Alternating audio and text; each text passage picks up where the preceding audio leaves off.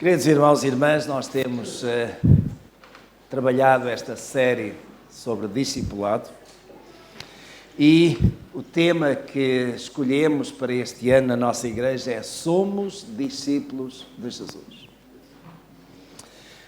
Aliás, somos verdadeiramente discípulos de Jesus. E a semana passada considerámos a resposta àquela pergunta: quem é discípulo?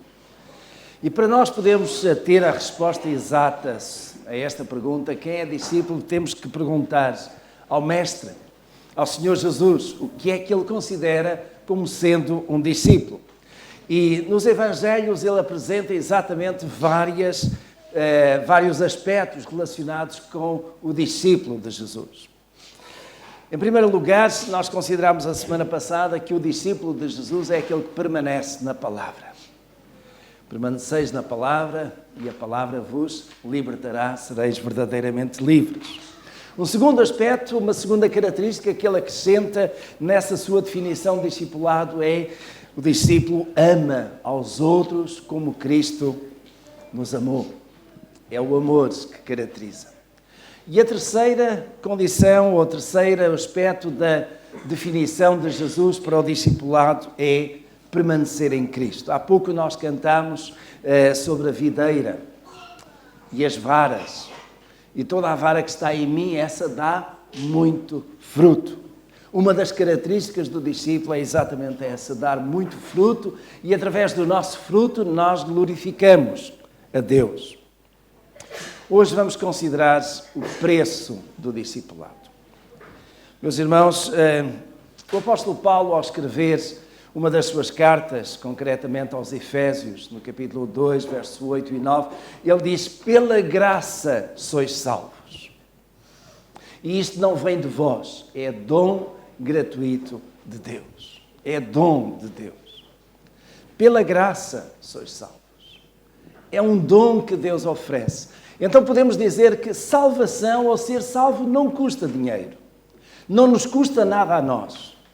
Contudo, já custou a Deus a vida do seu próprio Filho. Ele deu a sua vida, Jesus deu a sua vida por amor de nós, para que nós, pela graça de Deus, pudéssemos ser salvos. Mas se graça ou ser salvo não custa dinheiro a nós, já ser discípulo custa. Há um preço a pagar. E é interessante, meus irmãos, eu gostaria de vos convidar a um texto que eu gosto muito. Está no Evangelho segundo Lucas, no capítulo 14. Evangelho segundo Lucas, capítulo 14. Versículos 25 até 35.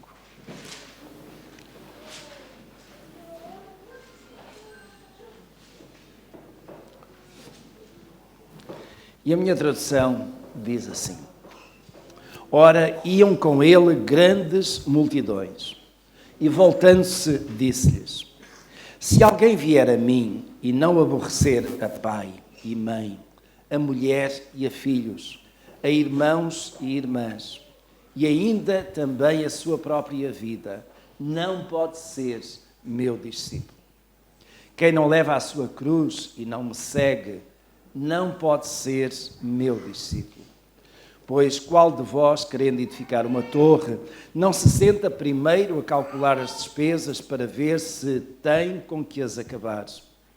Para não acontecer que, depois de haver posto os alicerces e não a podendo acabar, todos os que a virem comecem a zombar dele, dizendo: este homem começou a edificar e não pode acabar. O qual é o rei que, indo entrar em guerra contra outro rei, não se senta primeiro a consultar se com 10.000 pode ser ao encontro do que vem contra ele com 20.000? No caso contrário, enquanto o outro ainda está longe, manda embaixadores e pede condições de paz. Assim, pois, todo aquele que dentre vós, que não renuncia a tudo quanto possui, não pode ser meu discípulo. Bom é o sal, mas se o sal se tornar insípido, com que se há de restaurar-lhe o sabor? Não presta nem para a terra, nem para adubo, lançam-no fora. Quem tem ouvidos para ouvir, ouça. Certamente os irmãos notaram que há aqui uma frase, pequena frase que se repete. Não pode ser meu discípulo. Mas, meus irmãos, eu gostaria de considerar este texto, de abordar este texto pela positiva, não pela negativa. Porque, de facto, o texto é demasiado claro, colocando Jesus um conjunto de condições para aqueles que dizem ser seus discípulos. Os irmãos notem, primeiramente, o contexto, aquela tremenda moldura humana, quando no verso 25, Lucas diz que grandes multidões o seguiam. De facto, muitos podem seguir Jesus, mas seguir Jesus naquele sentido de andar junto dele, naquele sentido de vir à igreja, naquele sentido de até acompanhar os que são crentes, não faz dessa pessoa verdadeiramente um discípulo. Verdadeiramente o discípulo tem que observar um conjunto de condições. Há um preço a pagar que o Senhor Jesus coloca aqui. E o primeiro preço, meus irmãos, eu vejo, está no verso 26. É colocar Cristo em primeiro lugar. Volto a ler. Se alguém vier a mim e não aborrecer a pai e mãe, a mulher e filhos, a irmãos e irmãs, e ainda também a sua própria vida, não pode ser meu discípulo. Então, meus irmãos, aqueles que são discípulos de Jesus, estão prontos para aborrecer um conjunto de pessoas. Será, meus irmãos, que aquilo que Jesus está a querer dizer aqui é que nós, pelo facto de sermos crentes, vamos andar permanentemente em conflito com a mãe, com o pai, com os filhos, com os irmãos, marido com a esposa, pais com os filhos? Vamos andar em conflito com nós mesmos? Será isso que Jesus está a querer dizer? Por este aborrecer? Algumas traduções, porventura, poderão ter odiar. Portanto, não é apenas um aborrecimento passageiro, é odiar, naquele sentido de até se distanciar e não querer nada. Meus irmãos, eu não creio que Jesus, naquilo que falou aqui, quisesse que fosse interpretado no sentido literal do termo. Eu amo os meus pais, amo a minha esposa, amo o meu filho, a minha nora, a minha neta. E desejo não ter nenhum aborrecimento com eles. Mas, meus irmãos, a partir do momento em que, por exemplo, a minha esposa me começasse a insultar-se por eu vir à igreja, no momento a partir do qual o meu filho dissesse: papá, tu és doido, abandona a tua fé. A partir do momento em que o meu irmão acabasse por fazer troça de mim pelo facto de que eu sigo a Cristo e obedeço a Cristo, eu naturalmente teria aborrecimento com eles. Eles não deixariam de ser minha esposa, meu filho, meus pais, meu irmão, mas certamente que eu iria colocar Cristo em primeiro lugar na minha vida, como tenho feito desde a minha conversão. Isso significa, meus irmãos, que às vezes, pelo facto de nós colocarmos Cristo em primeiro lugar, acaba por haver alguns choques com a família. Acaba por haver alguns desentendimentos com aqueles que, por laços de sangue, nos são tão chegados e tão queridos. Aquilo que o Senhor Jesus está a dizer é que importa antes obedecer a Deus do que aos homens. E, de facto, meus irmãos, é interessante quando o próprio Senhor Jesus, a dado passo, na sua relação com Maria, em particular, sua mãe, aquele vaso que Deus escolheu para o trazer à encarnação, o trazer a este mundo. Jesus, às vezes, teve algum desentendimento com a sua mãe. Ela queria que Jesus procedesse de um modo. E Jesus tinha, de facto, bem claro aquilo que era o seu objetivo, a sua missão. Ao ponto de te dizer: importa que eu trate dos negócios de meu pai. O importante, o que estava em primeiro lugar para Jesus, era obedecer à vontade do seu pai. Não de José, que era apenas um pai adotivo. Certamente um homem escolhido por Deus para lhe dar aquela orientação, aquele apoio, aquele aconchego.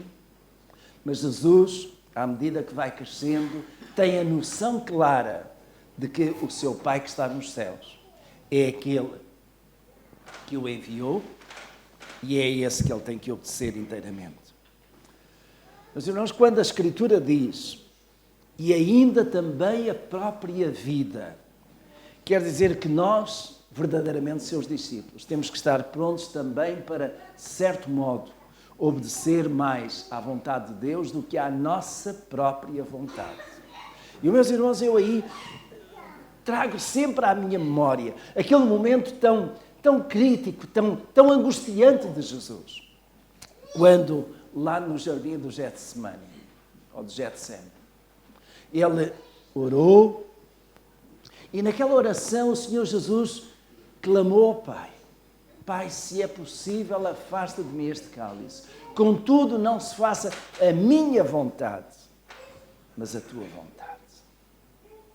E, meus irmãos, uma vez mais aí, no meio de um grande conflito, no meio de uma grande tensão emocional, no meio de uma carga psicológica fortíssima, em que a vontade humana de Jesus se estava a querer agigantar-se e a dominar-se, acabou por ser dominada com aquele pedido: Pai, não se faça a minha vontade, mas a tua vontade.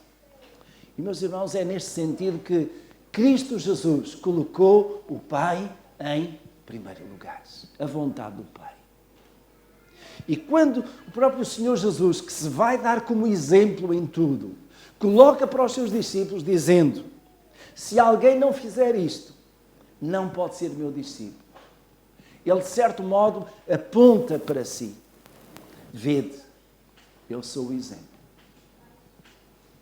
A vontade do Pai foi mais importante do que a minha própria vontade. Meus irmãos, é neste contexto que Jesus está a falar aqui, apontando para nós também o exemplo e dizendo que nós temos que fazer uma opção muito clara, constante, diária, tantas vezes. É a vontade do Pai? É a vontade de Cristo? É colocar Cristo em primeiro lugar, ou aqueles que estão à nossa volta, ou nós próprios com a nossa vontade? Às vezes a nossa vontade pode querer fazer-nos ficar na cama ao domingo de manhã. Às vezes a nossa vontade pode querer, por algum tempo, fazer esquecer que nós somos crentes. Mas, meus irmãos, verdadeiramente o discípulo coloca Cristo em primeiro lugar. Mas não só. Um segundo aspecto que ele menciona aqui é que o discípulo de Jesus leva a sua cruz. E é interessante, naquele momento em que Jesus está lá naquele jardim do Monte das Oliveiras, depois de ele ter orado: Pai, se é possível, afasta de mim este cálice, contudo não se faça a minha vontade, mas a tua. Jesus saiu fortalecido e depois acabou por sair daquele lugar de oração. E logo chegou Judas à frente de um pequeno grupo de soldados, com varapaus. E Judas acabou por dar um beijo no seu mestre e traí-lo. E a partir daí Jesus começa de facto aquela caminhada até ao Calvário, até que finalmente teve de carregar a sua própria cruz. E Jesus leva a sua cruz. É crucificado nela por causa da maldade e da crueldade dos romanos. Os romanos eram cruéis, muito cruéis. Empalhavam as pessoas, isto é, pegavam em alguns e espetavam-nos como nós fazemos uma espetada de peixe ou espetada de carne. Aqueles pedacinhos que nós enfiamos o espeto por aí fora, alguns eram pelo rabo, desculpem, enfiados naquele pau, naquela estaca. dor tremenda. Outros eram crucificados com aqueles cravos até morrerem. E Jesus suportou isso. Será, meus irmãos, que Jesus está a querer dizer que nós também devemos estar preparados para sermos crucificados? Em alguns países do mundo, quando chega a altura da Páscoa, sobretudo nas Filipinas, alguns fazem-se crucificar e literalmente autoflagelam-se e pedem que sejam deitados sob uma cruz e pregados. Não chegam à morte, mas alguns deles chegam a uma situação muito próxima da morte, em grande sofrimento. E pensando que desse modo estão exatamente a cumprir aquilo que Jesus disse: levar a sua cruz. Eu não creio, meus irmãos, que Jesus estivesse a querer que quem segue, quem é seu discípulo, interpretasse isto e aplicasse isto literalmente à sua vida. Eu não creio, meus irmãos, que Deus tenha prazer neste tipo de sacrifício. Aliás, o Senhor Jesus, a dado passo, disse: misericórdia quero e não sacrifício. Mas às vezes nós temos que fazer sacrifícios porque somos discípulos de Jesus. E levar, de facto, a cruz. Cristo Jesus levou a sua cruz por causa do ódio e da inveja dos sacerdotes e dos fariseus fanáticos. Hoje em dia nós assistimos a ondas de terrores por causa de um fanatismo. Em nome de Deus, qualquer que seja esse Deus, tanto fanatismo, tanta morte, como ainda aconteceu esta semana em França. E, meus irmãos, tudo isto é em nome da religião, tudo isto é em nome de um Deus, em nome de um profeta. Será isso que Jesus queria alguma vez para os seus? Não, não e não. Então, levar a cruz significava o quê? Significa, meus irmãos, que o verdadeiro discípulo assume a sua condição no lugar onde está. Assume a sua condição no trabalho ou na escola. E não se envergonha da cruz de Cristo. Assume a condição, ainda que os colegas da escola, os colegas de emprego, façam troça. Jesus fizeram troça dele, gozaram com ele. Até aqueles soldados, quando colocaram aquela coroa de espinhos e colocaram o manto, como que fizeram dele um rei. Estavam a fazer troça de Jesus. Na escola, no trabalho, podem fazer troça de nós, pelo facto de sermos crentes. E essa é a nossa cruz. É isso que, no dia de hoje e no contexto português, nós temos que enfrentar. No entanto, meus irmãos, hoje, pelo mundo fora, há cristãos, irmãos nossos, que levam realmente o discipulado a sério, tão a sério, que são presos, são torturados, são espancados, só não são crucificados, porque existe outro modo para lhes tirar a vida. Mas muitos são confrontados exatamente com isso mesmo. Ou renuncias à tua fé, ou morres. Pelo mundo fora, meus irmãos, ser crente significa pagar com a sua própria vida. Meus irmãos, nós, quando testemunhamos, quando falamos de Jesus a alguém, às vezes percebemos logo no rosto o sorriso, o descárnio, aquelas palavras até que picam e que são dirigidas exatamente com o propósito de nos picar. Os irmãos sabem, muitos sabem isso, com certeza, já têm experimentado, que se nós passarmos despercebidos na nossa fé, até que alguém dê conta que somos cristãos, ninguém nos incomoda. Quando dão conta que nós somos crentes, que nós seguimos a Jesus, que nós nos afirmamos como discípulos de Jesus, alguns estão à espera de qualquer falha da nossa parte para atirar todas as farpas contra nós. E isso, de certo modo, é levar a cruz, nos dias de hoje, no contexto português. Mas o Senhor Jesus acrescentou um terceiro aspecto a estes sereis meus discípulos. É que, de facto, ele aponta aqui de uma forma parabólica também para nestes termos. Verso 28. Pois qual de vós, querendo edificar uma torre, não se senta primeiro a calcular as despesas para ver se tem com que acabar?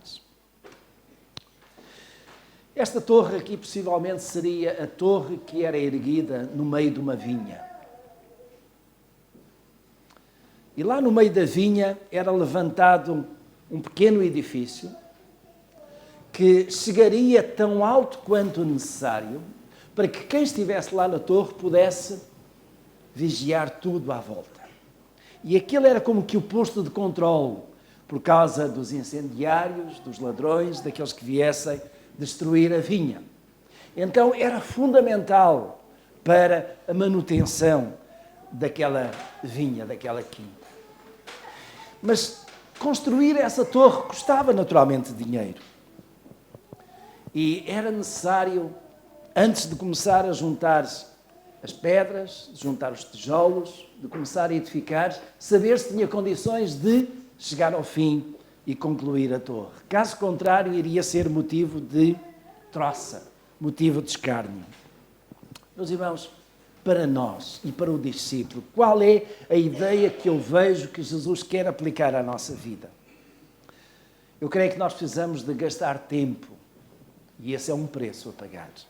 Gastar tempo para alimentar a nossa fé. E gastar tempo, meus irmãos, significa participarmos nos cultos e nas atividades da igreja, por um lado. Em cada domingo na nossa igreja são oferecidos uma escola dominical e 2 cultos. Será que nós estamos a aproveitar isso? O que é que nós estamos a beneficiar quando vimos à casa de oração? Quando vimos estudar a palavra do Senhor? Quando vimos receber aquilo que o Senhor tem para nos dar? Meus irmãos, assim como um bebê precisa de ter aquele alimento a tempo e horas, e o alimento na devida proporção, também nós precisamos de alimentar a nossa fé. O discípulo precisa de estar em constante comunhão com o seu mestre. E não apenas na igreja, no tempo de culto, seja ao domingo, à quinta-feira ou até à terça-feira, quando as senhoras reúnem a oração. Qualquer atividade da igreja tem o propósito de contribuir para a edificação da nossa fé. E nós precisamos de alimentar a nossa fé. Meus irmãos, eu poderia usar aqui uma outra ilustração, que é a brasa dentro do braseiro ou fora do braseiro. E às vezes alguns de nós vamos arrefecendo na nossa fé. Porquê? Porque tiramos a brasa do braseiro.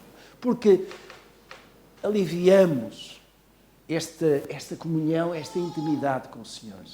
E quando isso acontece, então a nossa fé não é fortalecida a cada dia. A nossa fé não é alimentada. Eu já tenho dito, os irmãos já me têm ouvido, não sei se estranham ou se não, mas o significado da palavra culto. Alguns dizem, eu vou à missa. Nós vimos ao culto. E vimos ao culto significa isso o quê? Culto é cultivar-se. É como alguém que tem um jardim, tem uma horta e cultiva. Tem que tirar as ervas daninhas, tem que adubar, tem que preparar a terra, tem que lançar a semente, continuar a trabalhar no terreno. A vida do agricultor não é só bonita quando ele traz para o mercado o produto do seu trabalho. A vida do agricultor tem semanas e semanas de trabalho, cuidando da terra, cuidando da semente, procurando alcançar o fruto. Meus irmãos, quando nós somos chamados a dar fruto, o Senhor Jesus disse isso, para que deis muito fruto.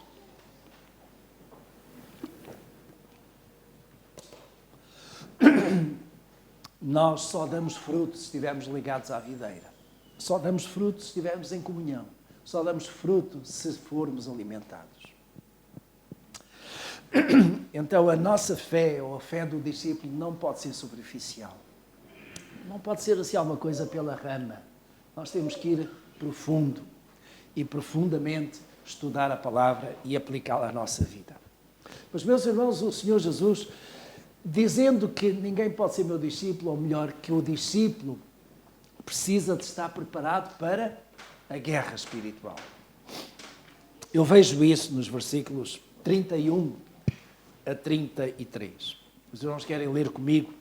Minha tradução diz assim: o qual é o rei que, indo entrar em guerra contra outro rei, não se senta primeiro a consultar com 10.000 se pode sair ao encontro do que vem contra si ou contra ele com 20.000. O discípulo de Jesus precisa estar preparado para a guerra espiritual. E, na verdade, meus irmãos, nós vivemos e lutamos espiritualmente com os demónios, com Satanás, todos os dias. Os irmãos têm essa luta? Pensem deste modo. Quais são as suas fragilidades espirituais? É aí que o diabo vai atacar. Quais são as suas fragilidades emocionais? Você está com alguma emoção forte? Você está doente? Você está frágil? Você está com uma depressão? Você está com amargura no seu coração? É aí que o diabo vai atacar. E o diabo conhece perfeitamente quais são as nossas fragilidades, as nossas fraquezas.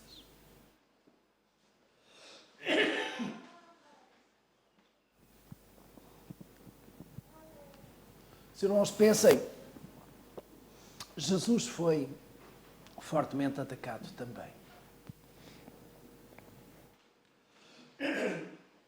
Eu estou a ser atacado neste momento na minha garganta. Mas o Senhor é vitorioso. Vai passar. Tenham apenas um pouco de paciência. Mas Jesus foi atacado, meus irmãos, e começou por ser atacado não no seu ponto mais fraco. Ele foi atacado no seu ponto mais fraco, precisamente. Depois de 40 dias sem comer, sem beber, Jesus tinha fome. E foi aí que o diabo atacou. Nós não somos menos do que o Mestre. Se Jesus teve que confrontar o diabo, teve que enfrentar Satanás como adversário, procurando Satanás impedir que Jesus fosse à cruz. Não esperemos outra coisa, meus irmãos. O diabo é real, o diabo ataca-nos. E a questão é, aonde é que o diabo está a atacar a sua vida? O irmão já pensou? Qual é o ponto mais fraco que o irmão ou a irmã tem? Qual é aquele ponto onde o diabo, de algum modo, mexe? E mexe com que propósito? Desviar o irmão da fidelidade ao Senhor. Desviar o irmão ou a irmã de seguir no caminho que o Mestre tem proposto. Fazer com que o irmão seja apenas um crente de ocasião, de oportunidade, e não um verdadeiro discípulo de Jesus. Os irmãos lembram-se de como nós começámos esta leitura. Seguiam grandes multidões. Você é apenas um seguidor de Jesus ou é um discípulo? Já pensou nisso? Verdadeiramente, é apenas um seguidor ou um discípulo? Meus irmãos, o último ponto que eu gostaria de considerar convosco é que o verdadeiro discípulo não se torna um apóstata. E os irmãos vejam os últimos versículos que estão aí, 34 e 35, quando diz: bom é o sal, mas se o sal se tornar insípido, com que se há de restaurar-lhe o sabor? Não presta nem para a terra, nem para adubo. Lançam-no fora. O sal é bom. Jesus já havia dito, e que está escrito em Mateus, no Sermão da Montanha: vós sois o sal da terra e a luz do mundo. O sal serve para salgar, serve para restaurar o sabor, serve para temperar também. serve até para manter a comida livre do ataque dos bichos, das bactérias. Mas aquilo que o Senhor Jesus está a dizer é que o sal, se tornar insípido, isto é, sem sabor, não serve para nada. E, meus irmãos, aplicado em termos deste contexto de sois meus discípulos, ou de quem pode ser meu discípulo, eu vejo, meus irmãos, aquele que não tem uma vida cristã sem saborona. Não tem uma vida cristã que não produz qualquer efeito nos outros. Onde, como, quando é que a sua vida provoca impacto na vida dos outros? O seu testemunho, a sua experiência de vida, produz efeito naqueles que estão à sua volta? Meus irmãos, nós testemunhamos com palavras, é certo. Mas muitas vezes o nosso maior testemunho é pela nossa própria vida. Porque às vezes os outros ouvem as nossas palavras, mas depois não veem os nossos atos serem condizentes. Aquele que é meu discípulo, neste contexto, nestas palavras de Jesus, não é insípido. Ele salga, ele influencia, ele ajuda a transformar a vida dos outros que estão à sua volta. E, meus irmãos, aqui tem exatamente a ver com isso. Vós sois o sal da terra. Somos nós o sal da terra. Deixem-me considerar convosco um outro versículo em Hebreus, que eu acho que é de facto bastante forte. Hebreus capítulo 6. E estou quase a terminar. Versículos 4 até 6. A este propósito de alguém que até seguiu Jesus e depois abandona, depois dá 2 passos ao lado, depois se afasta um pouco. E vejam como o autor da carta aos Hebreus escreveu de uma forma tão clara, tão objetiva e tão dura até, mas tão verdadeira. Hebreus capítulo 6, versículo 4. Ele diz assim: porque é impossível que os que uma vez foram iluminados e provaram o dom celestial e se fizeram participantes do Espírito Santo e provaram a boa palavra de Deus e os poderes do mundo vindouro e depois caíram, sejam outra vez renovados para arrependimento, visto que, quanto a eles, estão crucificando de novo o Filho de Deus e o expondo ao vitupério. Os irmãos entendem essa palavra? Aquilo que eu creio que a palavra do Senhor está a dizer é que, depois de passar por todo o processo de conversão, depois de experimentar a ação do Espírito Santo na sua vida, alguém que renuncia à sua fé, que vira as costas, que de certo modo volta a viver como se estivesse no mundo, como se nada tivesse mudado na sua vida em termos de transformação espiritual, acaba por ser como o sal insípido que só serve para ser deitado fora. Meus irmãos, é de facto um apelo muito forte que é feito aqui da Escritura para nós. Nós não podemos de modo nenhum abandonar a fé, não podemos de forma alguma deixar a igreja, não podemos deixar de modo algum de sermos fiéis ao Senhor em todo o processo da nossa vida. Porque se o fizermos,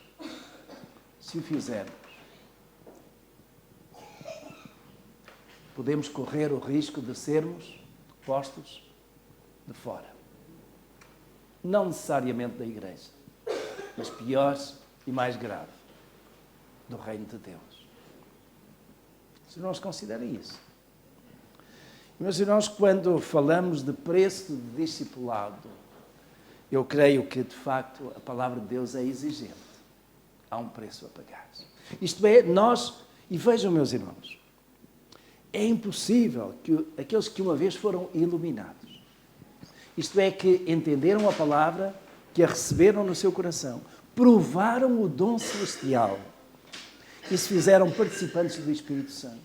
Ou seja, estiveram numa comunhão com o Senhor, foram discípulos, seguindo Jesus. E depois renunciam à sua fé. Meus irmãos, eu nisto vejo um exemplo que a Escritura nos dá.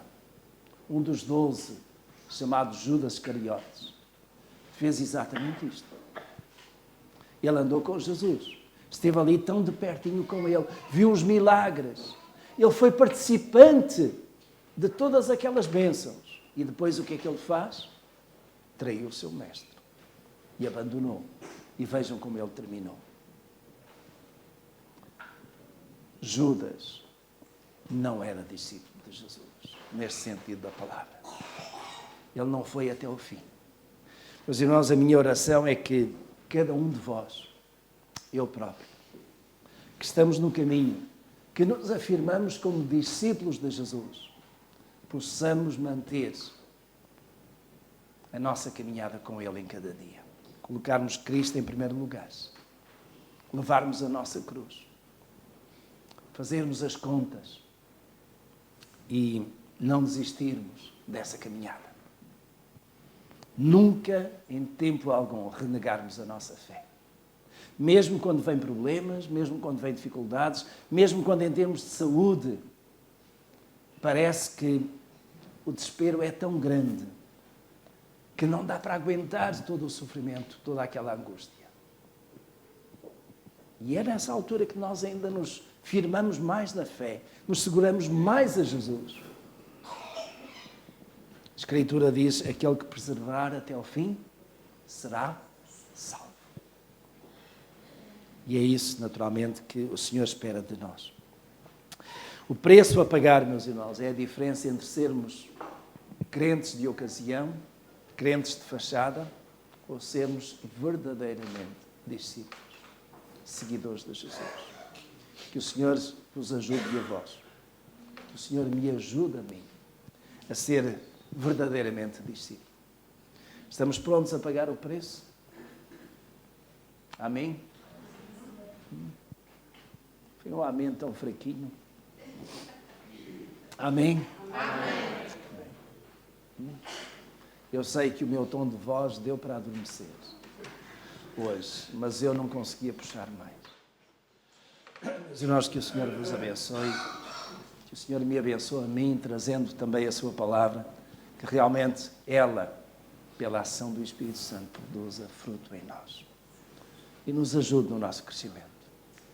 Cada um de nós possa ser este ano verdadeiramente discípulo de Jesus e um melhor discípulo do que fomos o ano passado.